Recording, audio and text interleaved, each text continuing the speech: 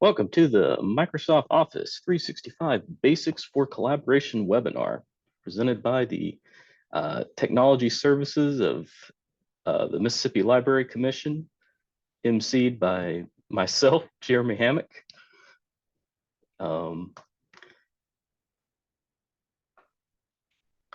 There it goes. Okay, so what will we be talking about?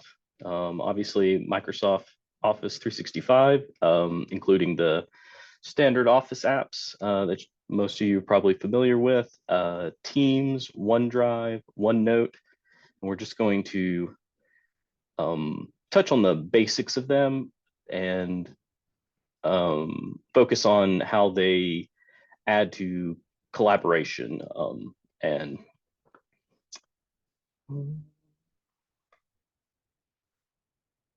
who is this for?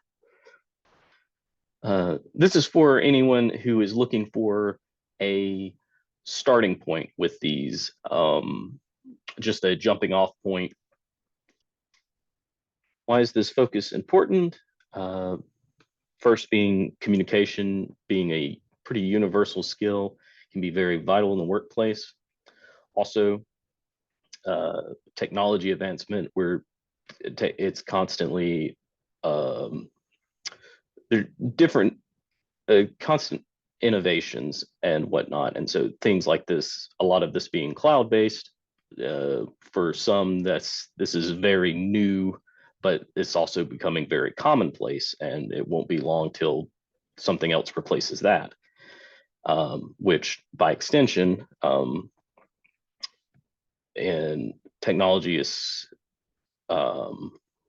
so intertwined with like our everyday life that a lot of it is becoming very much a soft skill, especially in the workplace. A lot of these Office apps are pretty standard.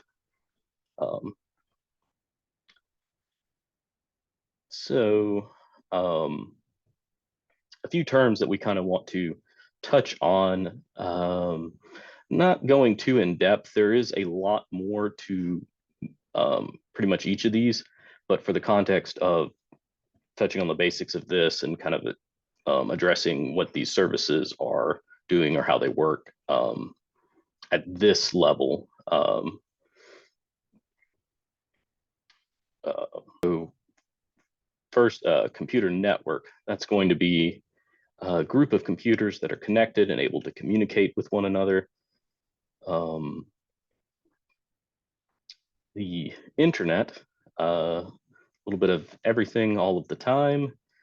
If you know that song, you could think of it as just one giant network, kind of spanning the globe, or maybe like a network of networks. So web browser, that's going to be an application that allows you to access the internet. Some examples of that you may be familiar with. You have Microsoft's Edge, you have Google's Chrome, you have Firefox, you also have Safari. And then the cloud, you can think of that as like a location on the other side of the internet, or access through the internet. Oftentimes just kind of storage, or maybe there's an application there that you're kind of accessing and using.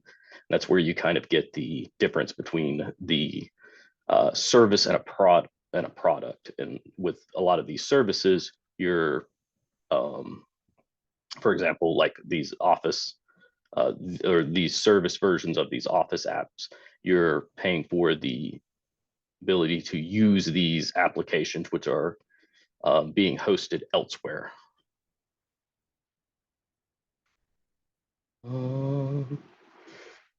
All right.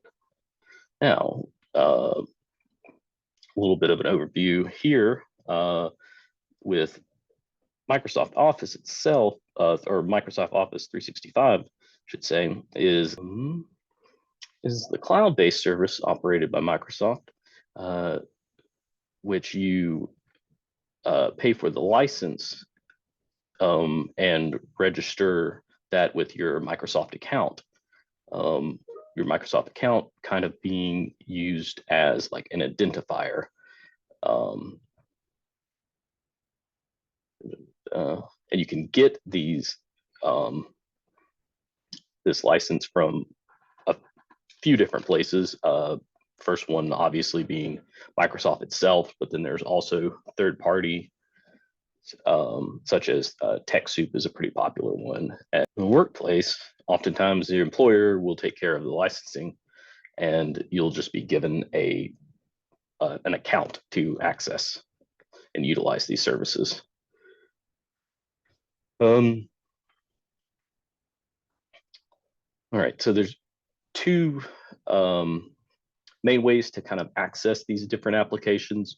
The first is going to be office.com, which is going to be pretty much online only, just access through a web browser as you would pretty much any other site.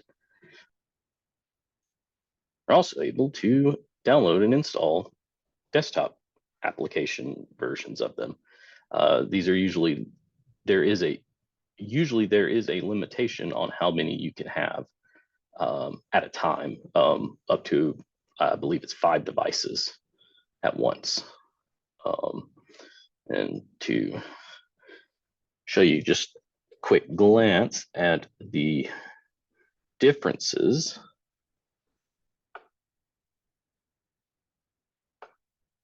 So here we have, let's just go ahead and go to office.com. You'll see I'm already signed in, but we'll just go ahead and open up a blank document here in Word Online. And show you Word in the desktop app.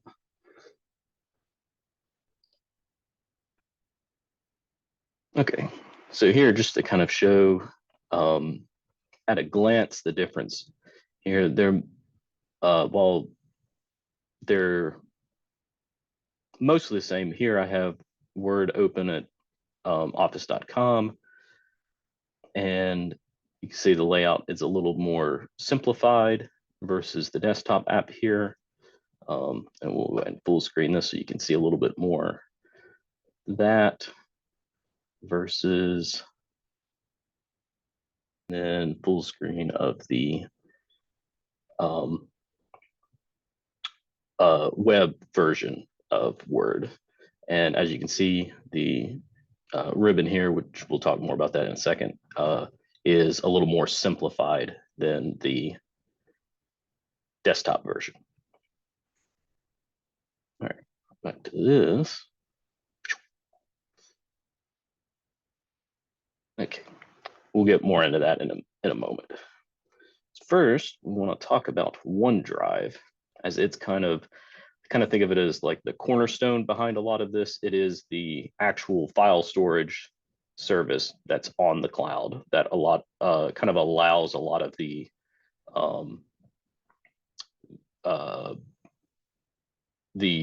storing things on the cloud. That's its purpose, and a lot of the sharing features and whatnot.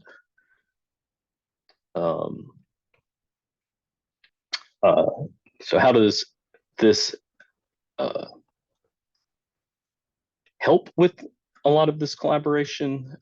First of all, the fact that OneDrive's accessibility is probably one of the biggest factors. You can access anything that you've stored to it from a web browser, as long as you have your login credentials, your Microsoft account information, which makes that real convenient. And then also it has settings for managing how you share and kind of user restrictions that you can set, which we'll get more into that in a moment. And then of course, how it's integrated into pretty much all the Office apps. Now for the actual accessing OneDrive, for the most part, it can feel a little subtle. It shows up in your file explorer as just another drive location. And the settings, they're pretty minimal they're not, there's not an overwhelming amount of things to set about it. Usually it's going to be your backup management, again, kind of share access restrictions, that sort of thing. And then you can kind of view it online as well. And there it seems like there's a little bit more to look at. There will be like a home page, recent files, recent activity, which we'll look at that in just a moment.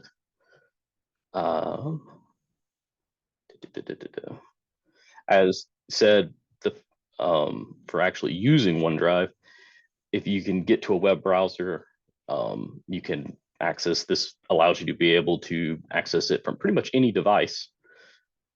Okay, so looking at it here in File Explorer, see it listed here. You can also search for it, and that will open it up just like any other app, but it'll come up pretty much to File Explorer. And you can see here that it is trying to sync.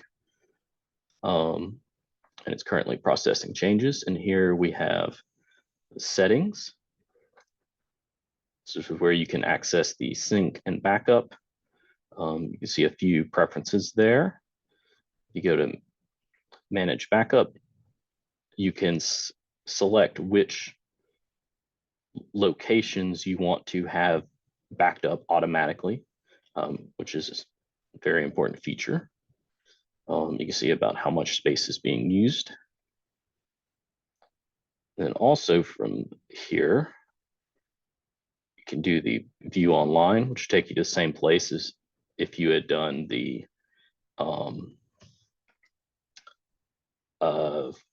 if you went to it from office.com. Look at that too. But here you'll see this is the home page, and you have the recent activity. And then you'll add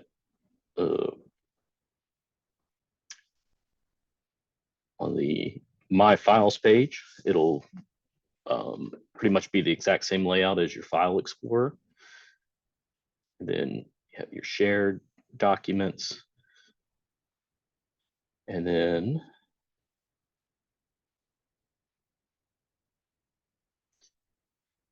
okay, so from here, if you choose document here, you can hit share. And this is where you can get to, you can modify the settings, where you can choose whether specific people to have access or anyone with a link, whether they can edit or review.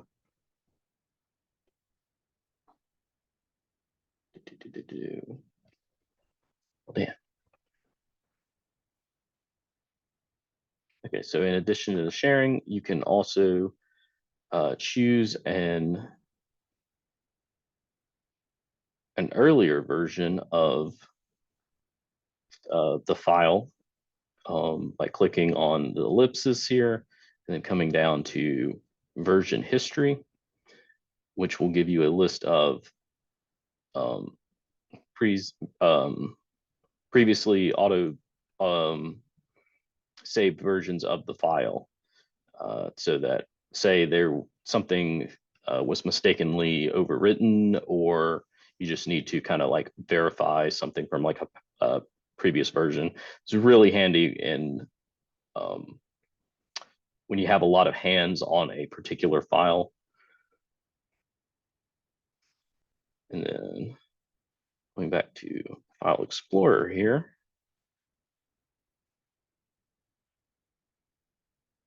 these different icons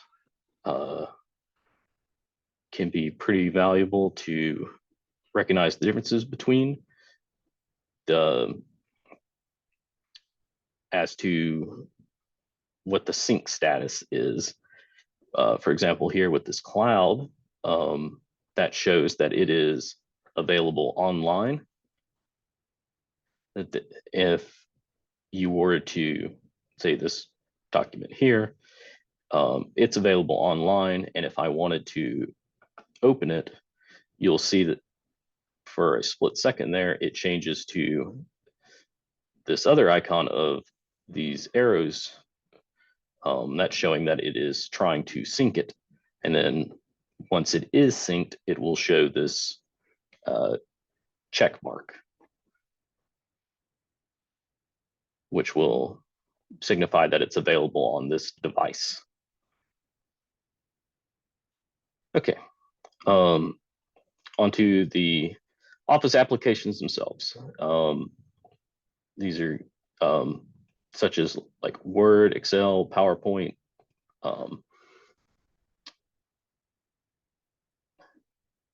These office applications share a lot of similarities, particularly in their layout, but also how you access them.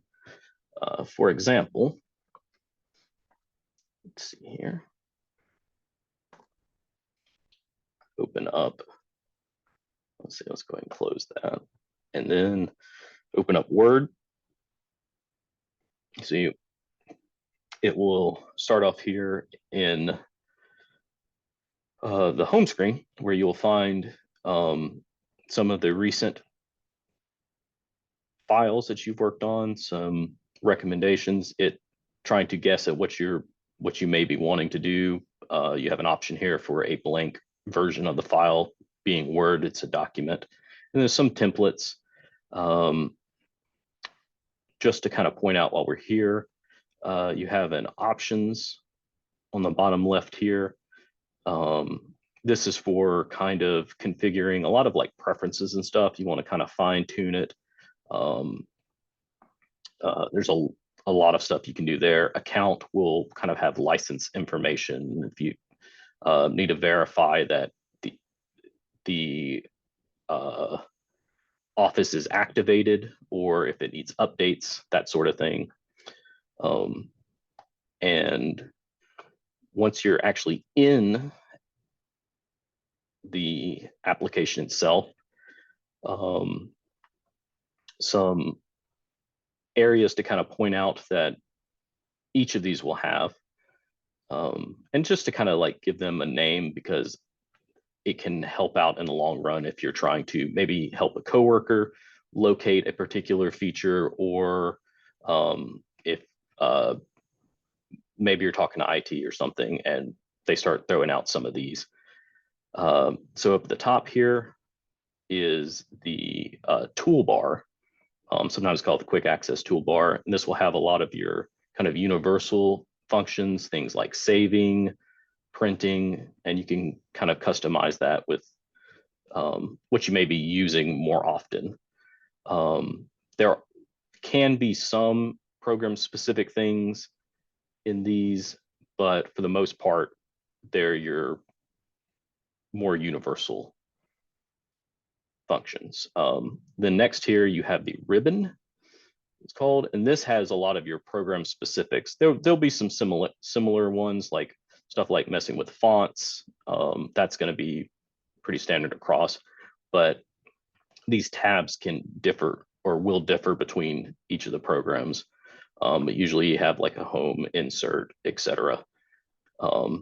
Depending on what you're doing in the application, there may be additional tabs that open up. You also usually have features to hide it. If you need a little bit more space, pin it to keep it open. And then down here at the bottom is the status menu, and that will just kind of display a lot of like property information. For example, here in Word, it's showing how many pages, how many words. You also have like your zoom and whatnot. And just to kind of show here, we'll open up Excel. You'll see here that the home screen is basically the exact same. And then we open up a new Excel, you'll see that we also have the toolbar here. The ribbon, for the most part, it's the same with some different tabs. And then the status menu here, it's a little more bare compared to the Word one, but functionally it's kind of the same. One to point out, one specific tab to point out on all of these is File, which kind of brings up this whole other screen. It looks very similar to the Home. And this is where you'll get a lot of your print and save as. And you can also see here, you can see account and options there as well. All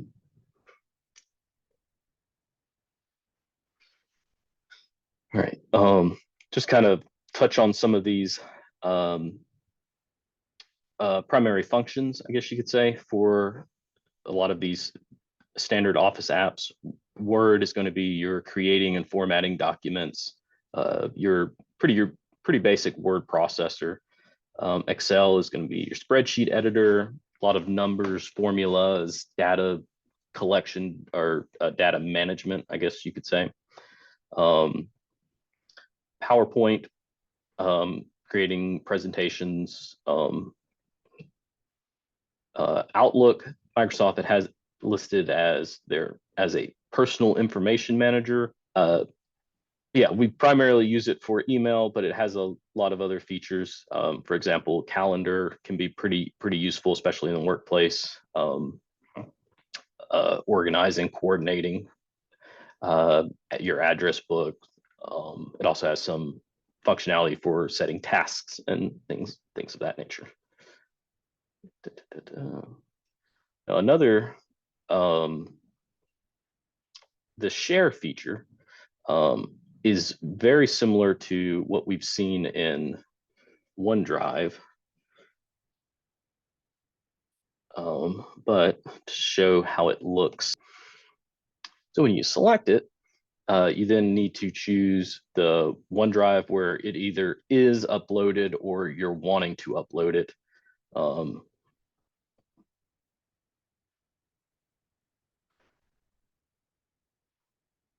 And then you'll see this very similar window that we saw in OneDrive here, where you can choose the settings. And again, you can decide who all can, to what extent they can. You can set passwords, you can set like a duration. So maybe they have a certain level of access for the next day or something. You can also change what they can do here. Add a message if you need to. Anyway, and you would just hit send, or you could copy the link and get it to them that way.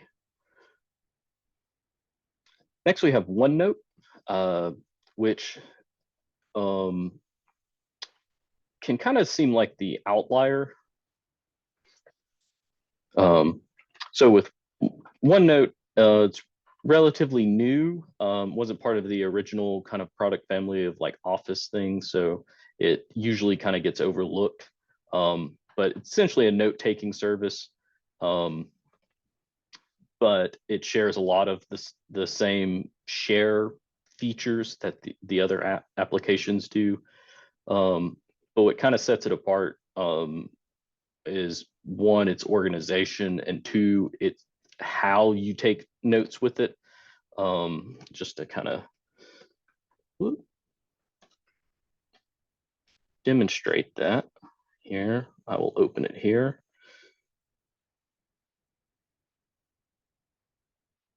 First, you have the actual notebooks themselves. You see I have a couple here. And then you can subdivide that into, or it gets subdivided into sections. And it comes up with a color on its own, but and it'll just call it section, and we'll go ahead and just leave that, name that. But you can rename it, you can mess with the color, whatever kind of helps you distinguish them. And then each of these sections can then be divided into pages. You can mess with the style of the actual page itself. If you see here, so this page set up to be letter size and have notebook paper lines, just because I really like that. And you can also mess with the page color itself, which can be real handy for when you're wanting to make certain pages contrast each other so you know which one you're on at a glance. So the other big thing that distinguishes this is which I refer to it as note-taking tools. Basically, the different ways you can take notes in it. It allows it to be a little bit, because you can kind of think of it as messier or like informal. Really good for collaborating with people in more of like a free form, informal kind of way. And so we can take notes by just typing and adding stuff, but then you also have options for drawing, which this is going to be awful because I'm just using a trackpad, but if you had this on the tablet, you could use your pen or stylus or whatever. There, look at that awful star. You can also insert files, spreadsheets, what have you. I need to get into that.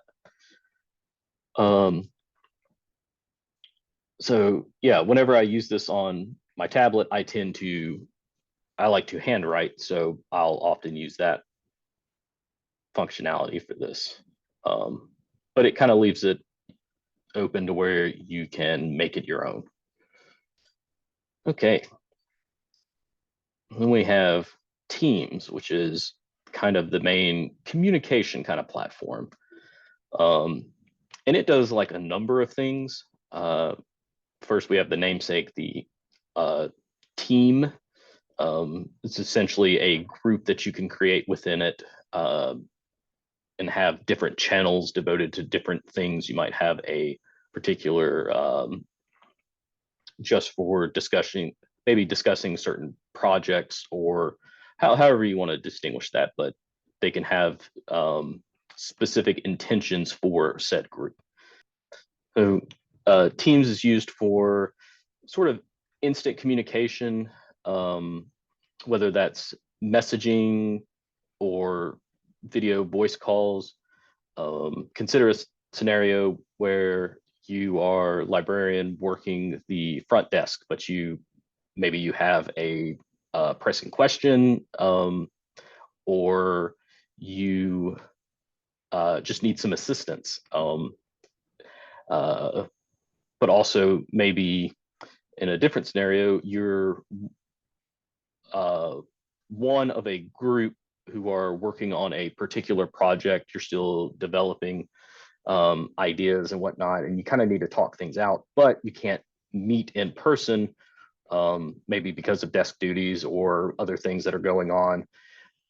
So you can use Teams to brainstorm and talk out what you need to while still being attentive to patrons or just your other duties. Within Teams, you can even set up meetings. It also allows for sharing files. Okay, so let's look at Teams here. Click on the icon down here. Once it loads. All right, here it comes up, and you'll see here off to the left here the different features. We have the chat, activity. Over at files is you can pretty much see your OneDrive set up.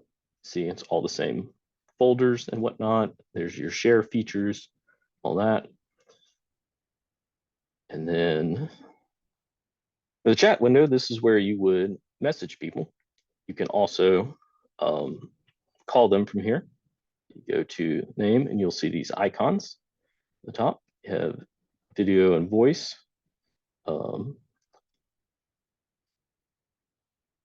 Let's see what this person's up to.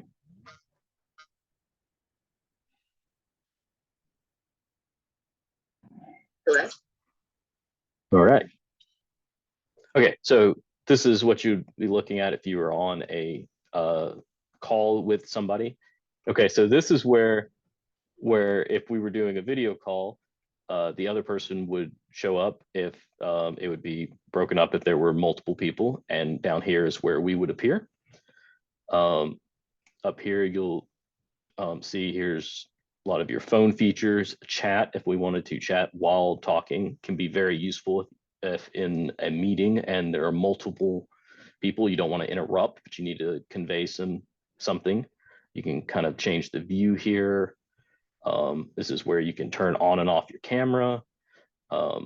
Mike needed to unmute, that sort of thing. Also, here with this ellipsis and more, you can find other features such as you have record, you can mess with the effects, kind of the background. You have settings, device settings, if you need to test out your speakers and whatnot, make sure everything, see my microphone's being picked up there. And then here we have a share feature. You need to share your screen. And this is, that would look like, you'd see it kind of minimized this over here. And now they're able to view that. We want to stop sharing because secrets. Anyway, and then once you're done talking to the people, or maybe they've had enough of you, you can hit leave, and that will end the call. So last two things with Teams here, you'll notice under the chat, you'll have one chat thing that is yourself. That's where you can like leave yourself little messages. Maybe you need to pep talk yourself, or maybe you just need to keep up with a quick file, that sort of thing. Okay, so at the top right here, where your profile icon will be, mine here is the Library Commission logo at the moment. You can select that, and you can get to some other settings here, but what we're interested in right this second is here where I have do not disturb at the moment. This is where you can choose your kind of availability. If you need to be a particular one, for example, the do not disturb. So when troubleshooting and you're having issue with some of these apps, some things to kind of verify in context of what we've talked about here. We have making sure that you're logged into your Microsoft account. A lot of times when you attempt to use some of these share features and whatnot, if you're not logged into your account, it will usually prompt you to log in. But that still might not be an immediately obvious thing. The network connectivity with internet access, can be a pretty big one. If you're using a desktop app, those will work offline. And it won't be until you're trying to save it to OneDrive. You will not be able to access office.com through a web browser. Sometimes access restrictions can differ from maybe what was intended or what was expected. So that can be a thing to check. Sometimes you need to verify the sync status. Maybe it is currently only available online or has not yet been loaded to the cloud. Also, you could run into the issue of trying to access a document too soon from it syncing. It is currently syncing, but you've opened it on a different device before it has finished. And that concludes our Microsoft Office 365 Basics for Collaboration webinar. Hope you found this helpful. And as always, if you need assistance, please contact our help desk. See their contact information there. Thank you for watching.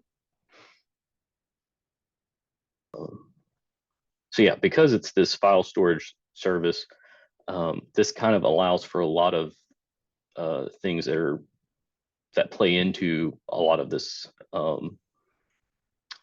collaboration.